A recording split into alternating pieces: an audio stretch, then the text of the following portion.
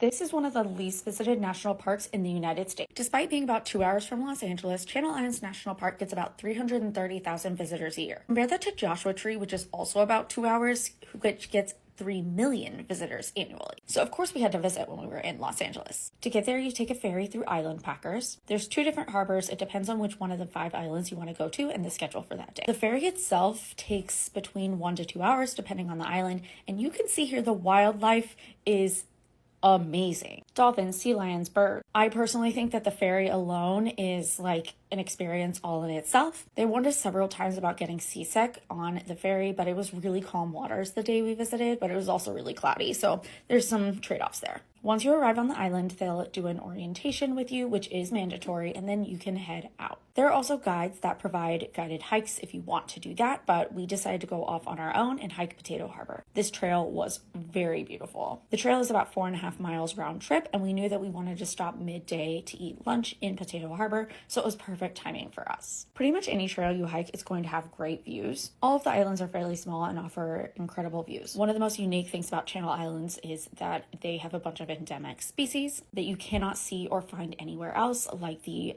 island fox and many different plants and animals. So it's really important that you stay off trail, you pack everything in, you carry everything out. Facilities here are limited, your cell service is going to be limited, you really get to go off the grid. We barely saw any other people, which I thought was really cool because you don't get many days like that where you're in such a gorgeous place kind of all by yourself. Me sneaking a video of my husband. The other way you could spend your day on Channel Islands is by kayaking with a group through the sea caves. That's a really popular thing to do here. We chose not to do that just because it was like $270 a person, and we just were trying to save our money and enjoy our day. Of course, the weather cleared up after our hike, but we decided to spend the rest of the day on the beach before it was time to head back on our ferry. I definitely think this national park is worth a day trip. Some people, if you're local, you could go camping. You can hike a lot more than we did. Absolutely worth a visit. You can check out my full guide to visiting Channel Islands for a day on my website, linked in my bio.